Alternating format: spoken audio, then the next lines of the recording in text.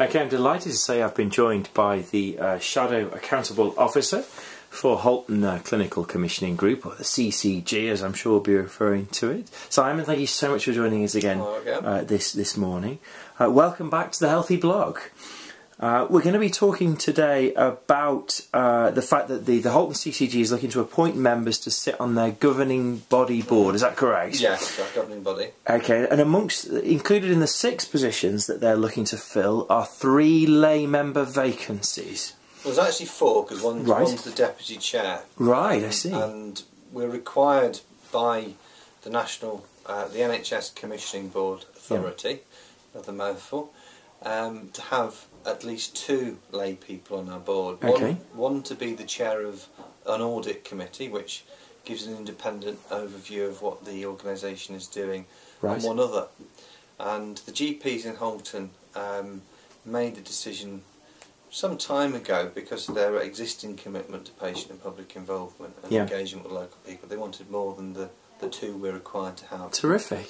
So we're advertising for the deputy chair, who's a lay person, and for 3 other lay people who will help in terms of patient and public involvement and be on our committees that do the business for the organisation. And good to see Halton leading the way there in being more democratic and more involving than possibly other places will be. And not only leading the way in terms of lay involvement, leading the way in terms of clinical engagement. Some of the other board positions we've got out at the moment: registered nurse, terrific, and a secondary care doctor. Again, both what we have to have. Yeah. But that's in addition to a chief nurse who'll be on the board. And nursing is something that the Royal College for Nurses and so on actually wanted a greater focus on in terms of clinical commissioning, and we've listened to them and provided it in the same way as for patient engagement, lay involvement. We're hopefully going to be doing the same for that. Terrific. So as a Halton resident, I may consider myself a potential candidate to be one of the lay members. Could you tell us a little bit about that role and what would it involve? Right. Well, the lay person is a key appointment for the CCG, as is any member of the governing body. The ideal candidate will have to demonstrate that they're recognised in the local population as somebody to whom people look up to, if you like, are valued and respected and recognised by their peers. As an individual member of the governing body, you'll be there to express and support the views of patients and the public on the governing body. But also you have to have particular skills and knowledge around governance, around the health service, around the interpretation and challenge actually of information that you're receiving, and be able to be part of a corporate body as well. Right. So perhaps some experience of as so many people have in our sector, of being either a company director or a trustee. Those kind of infrastructure skills are pretty vital. Absolutely, and if you're going to be the deputy chair, they're remunerated, they're paid a higher rate than the other 3, because they're going to have particular skills around finance and accounting and audit. So they're going to be a very, very specialised role, if you like. The others will have to, as you say, have had experience of perhaps being a trustee of a governing body, a charity, a school governors, or being involved in that type of work. But also have a very strong interest in health and the health of the people of Halton. Absolutely. You know, you mentioned there that the vice chair position is paid slightly more than the others. So this is new and exciting for our sector. So it's a paid role. Will it be just expenses, or a little on top of that? Or right. Well, what we've chosen to do is that in the old system, if you like, for primary care trust non-exec directors, they were remunerated. They were paid a set rate, and a rate set by the NHS Appointments Commission at the time. We've looked at that guidance and decided to apply that guidance in Halton. And therefore they are paid roles. About £7,765 is the rate for the lay members, and the deputy chair a rate just short of about £13,000, because you're expecting these people to commit about 2.5 days a month as a minimum. And then the deputy chair will clearly be committing a lot more time, and they will be bringing specific experience and expertise to the table. Yeah. And I think that it is terrific, I think, to do that, because so often, especially here within the voluntary sector, which obviously is my key area of focus, there are an awful lot of boards that we're asked to sit upon where expenses aren't met, where the layperson, for want of a better word, is the only person around the table who's printed off their own documents, who's hasn't paid for their petrol, because everyone else, of course, is claiming it back in expenses. So I think that's a wonderful step, and it's certainly some people it would have been a real barrier for them, and that being paid is going to help them to overcome that. So that's terrific. So we mentioned there that the time, that's a key thing. We need people who are going to be prepared to put a real shift in. What responsibilities will successful candidates have? Well, as I said, the Deputy Chair will have the responsibility of chairing the Audit Committee. And the Audit Committee takes an independent, if you like, a step back view in terms of, is the organisation being run effectively, efficiently and according to good governance? Yeah. Are the financial and other governance type assurance systems in place? That's a very, very key role as Deputy Chair. All members will be expected to be a member of the Remuneration Committee, and the Remuneration Committee is effectively the committee that meets once a year to set the terms and conditions for the employees of the Clinical Commissioning Group, and for the Chair and for others. So they have some important roles in that. Yeah. They'll also, obviously, as I said, be involved in the governing body. Okay. And also, we'd want them to be involved in the Halton People's Health Forum, which we'll be establishing. Right. Which will be their opportunity to engage with, liaise with, and discuss issues around health with people of Halton, their representatives directly. Okay. So that's the forum. We're going to get the PPGs, the patient participation groups, and the practices. Right. Links, later Health Watch. Yeah. And others will be an open forum at least once a quarter. Terrific.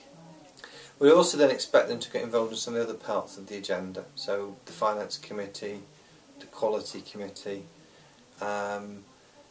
which will really drive some of the business of the organisation. So 2.5 days a month, as we all know, for trustees or members of boards, people often do more than that. Of course. But the level of remuneration and payment will remain the same. Yeah. But I suppose the 2.5 days is the minimum we would expect of them to fulfil that level of work.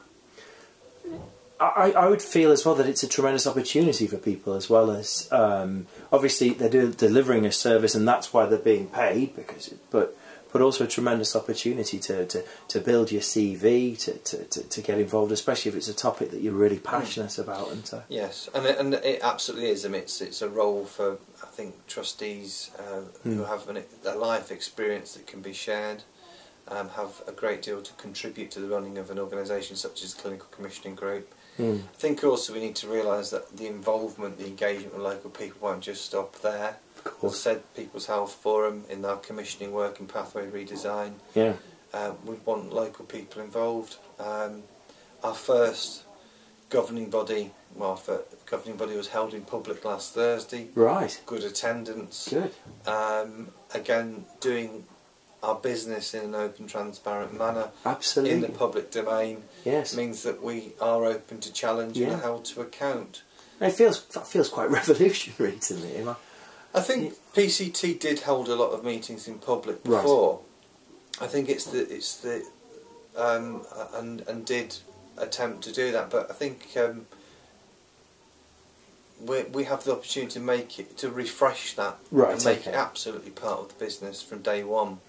I think being a new organisation and having the GPs who are close to patients on a regular basis, that has given us a huge opportunity to do something different and innovative. And start as you mean to go on, of course. Yes. And I think the commitment to the kind of scrutiny that we've been talking about is that's going to remove some cynicism that some people may have. So that's terrific.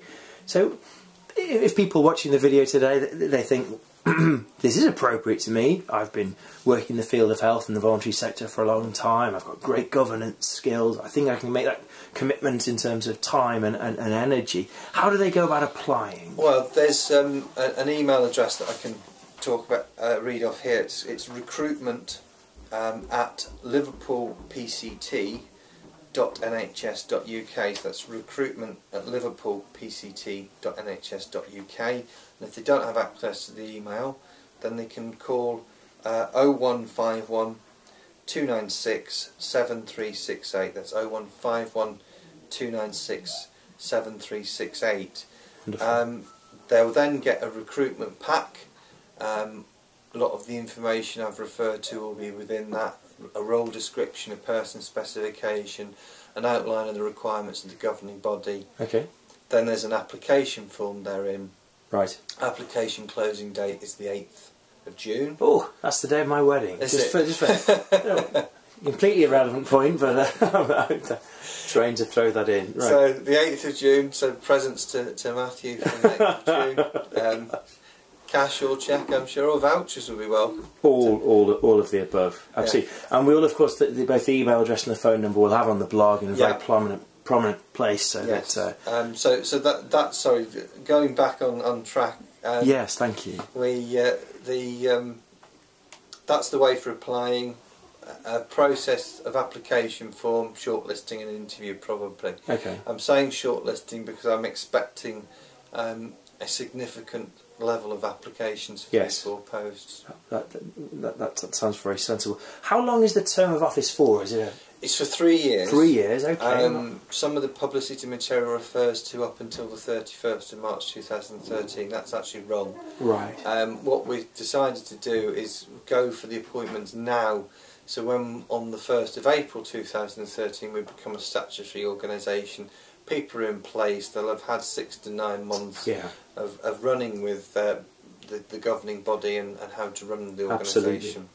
Because there's nothing worse than when you spend 6 months getting something going as a shadow, and then on April the 1st we then spend another 9 months as everyone. Yes. So the lay roles, the registered nurse, the secondary care doctor will all be appointed for a period of 3 years. That will take people through to 2015. Yeah. And so therefore it gives us a good length of tenure. Terrific. If people have any questions before they apply, is there anyone they can get in touch with for some advice? They can get in touch with me by email. So it's simon.banks@haltonccg.nhs.uk. And I can get back to you. Right. With a phone number. Excellent. And have a chat. Yes. I've been 99% sure that the relevant information is going to be in the pack. Yes. You never know. There'll always be something slightly. I think go for the pack first through recruitment. Absolutely. And then if you have any comments or questions, any level of clarification that's needed, then please contact me. Yeah, terrific. And hopefully, maybe at some point in the future, we'll be able to have some of the lay people here on the Healthy blog. Well, the idea is letting us know how they chip in. Well, the idea is we get them using Healthy blog. We have the forum. We've got a Twitter account now, which was set up yesterday. So we'll start doing some tweeting. Do you know your @Twitter off the top of your head? It's at Halton CCG. Very nice, simple. So we've managed straight to the point. The correct domain name. Excellent. And I'm not sure. I think we've only got 1 or 2 followers at the moment, so hopefully we'll get an army of followers. Nearly as many as Stephen Fry. Well, I would think that would be inevitable. But there you go. Is there anything else that we've not covered in the chat we've had this morning? I think we've covered most of it. I think we'd welcome applications from local people, or people who can represent local people. Yeah. That's it's an exciting time. Many things are going to be changing in Halton over the next few months and years in terms of healthcare, and we really want to make sure that that's close to the people. That's what the lay representatives are there to do. Terrific. Well, thank you very much for taking the time to talk to us, and we'll no doubt speak to you again in a few months' time. Thank you.